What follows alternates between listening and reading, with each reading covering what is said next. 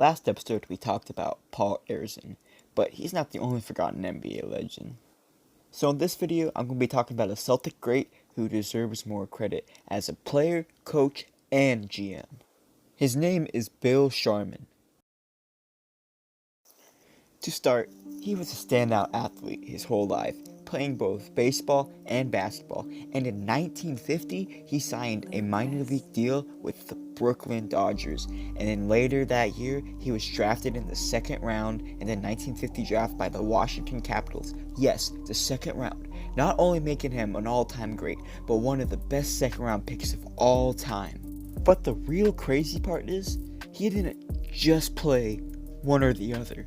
He played both for 5 years, but since he didn't make the major leagues, he decided to pursue basketball only. Let's just focus on his basketball now. So, his rookie year, he averaged 12 points a game, shooting 37% from the field. Yes, that's not good by today's standards, but we gotta take into consideration the time period. And also take note of this. 37 was the worst shooting percentage he ever had. Also in his rookie year, he shot 88% from the free throw line.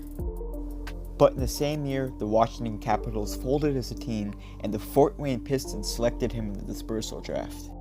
Though he never played a game with the Fort Wayne Pistons because Celtics head coach Red Auerbach negotiated a trade to get Bill on the team. I'm not going to go into detail of who the trade involved because I'm only here to talk about Bill and I don't want the video to be too long.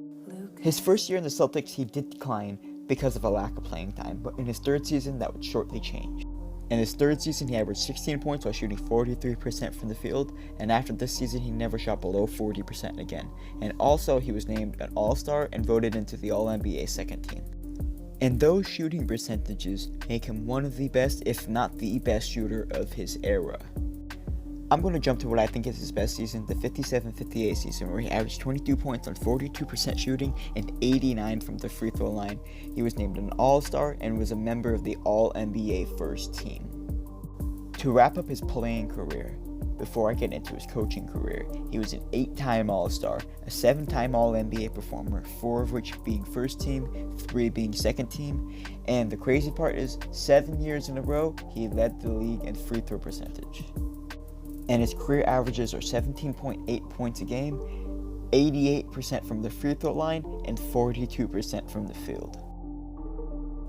Did I forget to mention he's a 10-time NBA champion? Yes, you heard that correctly, a 10-time NBA champion.